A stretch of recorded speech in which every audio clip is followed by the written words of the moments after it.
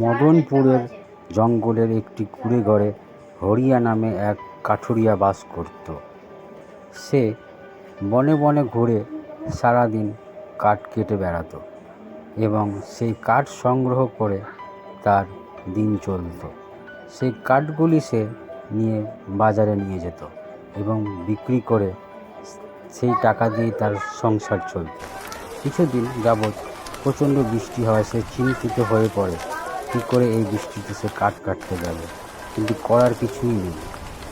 সে বৃষ্টি মাথায় নিয়েই চলে যায় কাঠ কাটতে এবং কাঠ কাটতে কাটতে কিছুক্ষণ পর ভুলবশত তার হাত থেকে তার কুড়োলটা গিয়ে পড়ে পাশে থাকা নদীতে এবং সে দাঁড়িয়ে দাঁড়িয়ে ভাবতে থাকে, আমার কি হলো, কি সর্বনাশটাই না হলো আমার, এরপরে কি হবে আমার, এই বলে সে বিলাপ করতে থাকে।